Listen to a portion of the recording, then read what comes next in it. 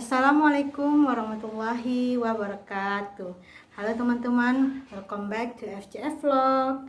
Episode kali ini akan kita mulai program baru di FCF Vlog, yaitu podcast. Setiap orang adalah inspirasi dan motivasi. Kali ini tamu kita untuk pertama kalinya, kita akan minta beliau untuk menyampaikan sedikit cerita-cerita hidupnya, pengalaman-pengalaman hidupnya. Kita sambut beliau. Tada!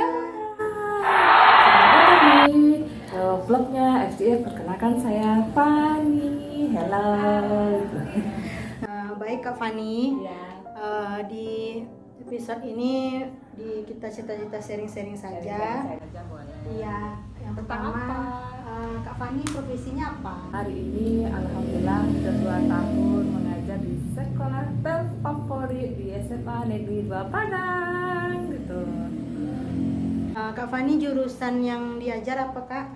Jurusannya bahasa Indonesia, tapi suka campur-campur. Kadang bahasa Indonesia, kadang bahasa Minang, bercampur dengan bahasa daerah yang kita gunakan. Gitu.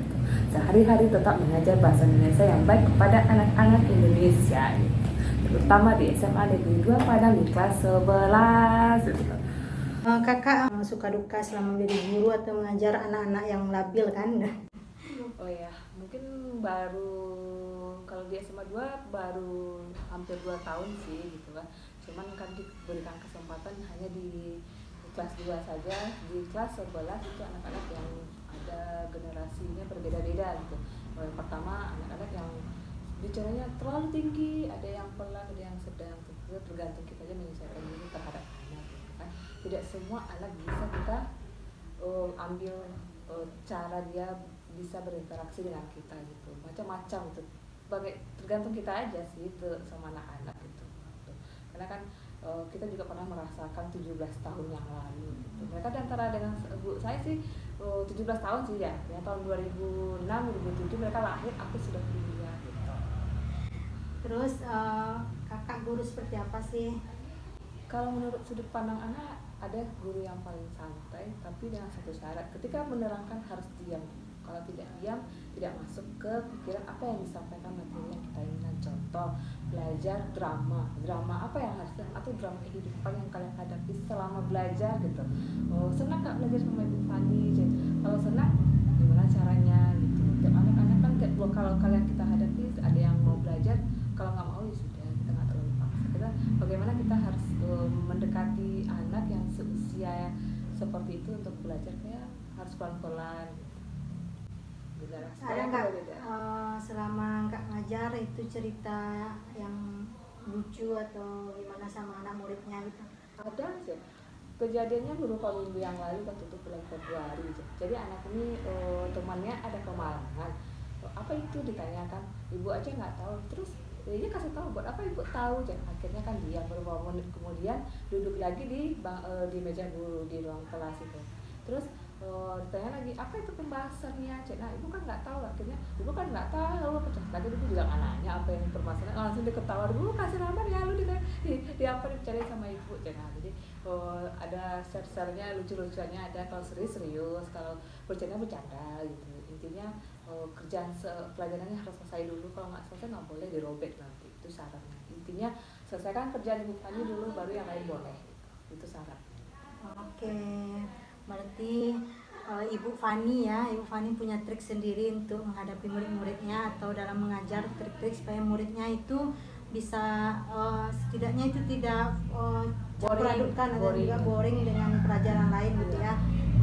Jadi selesaikan dulu pelajaran bahasa Indonesia punya Ibu Fani, nanti kita sambil diskusi. Dari situ kita belajar memahami anak paham atau tidak materi yang kita sampaikan gitu. Kalau paham, syukur. Kalau dia kan anak-anak kan 35 anak, mayoritas tuh macam-macam kita temui gitu. Ada yang kalau juara 1 sekali jalan kita berbahasa Indonesia dia langsung nangkep gitu.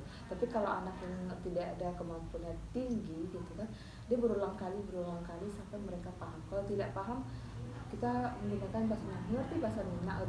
Enggak bu, bahasa Minang ngerti, paham nih. Terangkan kembali drama itu seperti apa gitu. salah satu dari materi yang kita sudah ajarkan di kelas gitu. Berulang kali tergantung anak itu kan, ada kadang menerangkan tuh lebih cepat gitu, jadi ada anak yang tidak paham menerangkan terlalu cepat sekali seperti kereta api tut gitu. Karena kemampuan anak-anak sih beda-beda ya, ada yang kemampuannya cepat dalam memahami, menangkap, ada juga yang lambat. Iya. Terus Kak Fani termasuk guru yang sabar atau enggak sih? 50-50 ya gitu, 50 kadang kalau datang sabarnya diam, tapi kalau datang nggak mau dengar aku emosi gitu kan, Bu jangan marah Bu, sabar, iya tapi dengerin ibu dulu ya, iya Bu sabar Bu gitu. Jadi enaknya sama anak selesai nggak mengajar, terima kasih Bu, jadi dari situ kita senang, kita dihargai sama murid sendiri. Ada apresiasi gitu ya dari Ada gitu. Setiap belajar anak selalu mengucapkan terima kasih Bu. Nah, Bu, kalau misalnya lagi materinya sudah selesai gitu kan, sudah ambil absen pagi itu baca doa dulu, ambil absen, kan materinya sudah selesai, sudah habis ya untuk kelas 11, boleh mengerjakan materi yang lain, boleh Bu, asik-asik gitu. Bu boleh makan nggak Bu? Boleh, asalnya sampahnya diambil.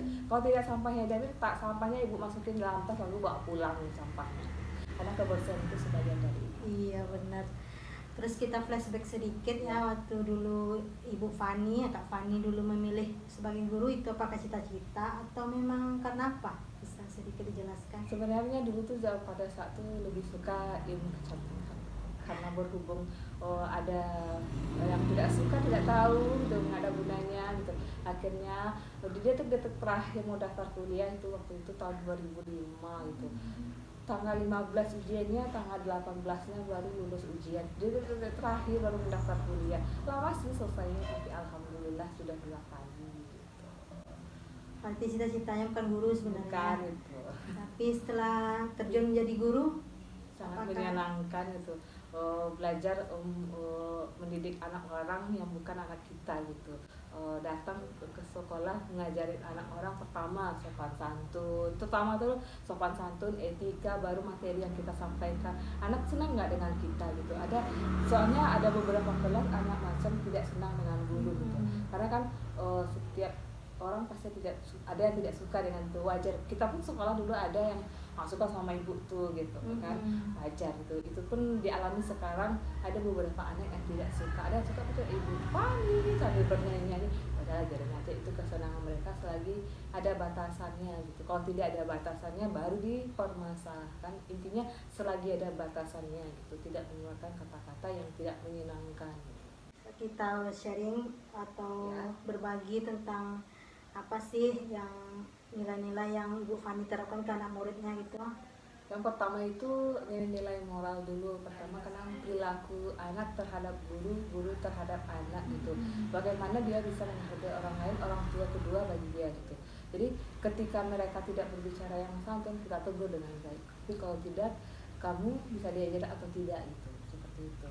Jadi yang kedua pendidikan, sikapnya, agamanya gitu kan. Kalau dia biasa dia masuk dalam kelas, kalau tidak mengucapkan salam, mereka diusir lagi keluar itu. Pernah kejadian anak yang mana dia, nama yang itu ada dulu kejadian, oh dia terlambat Bu katanya, oh iya nggak apa-apa. Jadi pas mereka diskusi untuk bahan yang mau mereka langsung nyolong dia gitu kan. Nah kamu kenapa masuk gitu kan, kok nggak pamit dulu sama ibu aja yang nggak dengar, enak aja ya bilang ibu nggak dengar gitu kan. Jadi tolonglah sopan santun kamu dilakukan dimanapun itu, selagi ibu ada di dalam tolong tegur, Bu izin masuk gitu. Kecuali kalau tidak ada ibu di dalam nggak masalah, terserah kamu gitu. Selagi ada ibu di dalam tolong kamu sopan santun, etikanya terhadap diri seperti apa gitu, diajarin tuh, keluar lagi itu. Kalau tidak keluar lagi, memang sih menjawabnya keluar kamu gitu, dihukum selama 15 menit. Sementara dia mengapa-ngapain lagi, duduk dia, kok duduk dia gitu kan. Enggak Bu, capek Bu, berdiri lagi, Bu tambah lagi 15 menit lagi gitu ya. Berdiri dia, diam, kan Bu ada 15 menit udah, ya besok kalau ngulang lagi gimana? Lari selapangan Bu, janji. Akhirnya dia nggak mau gitu. Jadi trauma dia gitu. Hukuman walaupun berdiri selama 15 menit, kalau dia jera syukur alhamdulillah. Mengajarkan, mengingatkan kembali aturan mana yang penting, mana yang tidak penting. Penting itu ketika guru ada di dalam, izinlah masuk ucapan salam, izin Bu terlambat. Paling nanti kalau terlambat hukumannya suruh nyanyi Indonesia Raya, lagu-lagu kebangsaan Indonesia, mereka siswa gitu. Ada juga anak yang ibu terlambat, jadi ya ibu guru, ibu sudah izin terlambat, ada sesuatu yang ibu harus kerjakan di ruang guru sebentar baru balik ke kelas. Oh iya Bu, jangan gitu. Seperti itu. Oke, nilai utama dalam moral ya, Iya. atau bagaimana sikap sopan Betul, santunnya. anak terhadap guru itu penting sekali gitu. Karena kan ada yang anak yang setiap anak pasti diajarkan sopan santun karena mereka lupa gitu kan. Mereka kan paling suka bilang apa-apa gitu. Tapi kalau ketika Ibu Fani selalu mengingatkan, ucapkanlah salam, kalau lagi makan coba tegur ibu makan gitu. Ibu nggak masalah. Berbahasa-basi. Iya, ya. berbahasa-basi itu mau makan. Nggak minta juga, nggak minimal tuh di depannya ada gurunya yang duduk lagi periksa tugas atau apa, diizinkan makan. Setiap guru pasti mengerti kan, setiap Iya. anak pasti tidak sarapan pagi gitu kan. Benar gitu. Oke, selanjutnya pertanyaan terakhir ya. Ya. Menurut Ibu Fani, bagaimana Ibu Fani menilai atau memberikan penilaian terhadap seorang guru gitu, seorang guru bagi Ibu Fani itu seperti apa sih? Seorang guru itu sebenarnya tugasnya nggak terlalu berat sih kalau menurut saya, sudut pandangnya sendiri, karena ini kewajiban setiap guru punya tipe masing-masing gitu. Kalau Bu Fani sendiri, intinya ketika Ibu Fani berbicara tolong dengarkan, karena tidak mendengarkan itu rasanya pasti sakit gitu, sakitnya tuh di situ. Tapi bagaimana kita mulai dari awal gitu tuh, berdiri di depan sudah ya kan, biar ibu yang berbicara gitu. Jadi utama itu tiangnya dari kita dulu, bagaimana kita memulai dari diri sendiri kita, mendidik diri sendiri kita, baru kita memulai mendidik orang. Karena kita berdiri di depan itu adalah contoh bagi seorang anak, apalagi anak yang nggak tahu siapa orang tuanya di luar sana, datang ke sekolah lalu bertemu dengan kita gitu.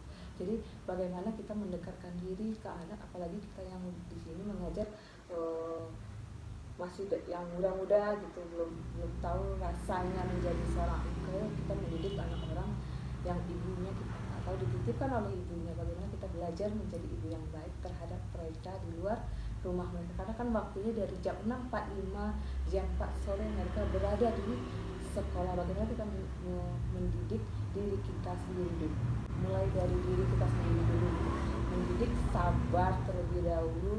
Yang kedua, intinya sabar dulu, sabar dari diri kita sendiri, baru kita bisa menghadapi sabar orang lain terhadap orang lain. Nah itu tuh pendapat sharing pengalaman seorang guru yang mengajar di sekolah SMA, yang mana itu tuh murid-muridnya pasti masih labil, masih mencari jati diri. Tapi bagaimana seorang pendidik itu atau guru itu menjadi contoh bagi murid-muridnya. Semoga apa yang disampaikan beliau, Ibu Fani, dapat memberikan inspirasi dan motivasi bagi semua guru-guru menjadi guru yang teladan, guru yang senangi murid, juga murid menyenangi guru tersebut. Nah, terima kasih ya Ibu Fani. Ya. Assalamualaikum warahmatullahi wabarakatuh. Jangan lupa like, comment, and subscribe. Sampai jumpa.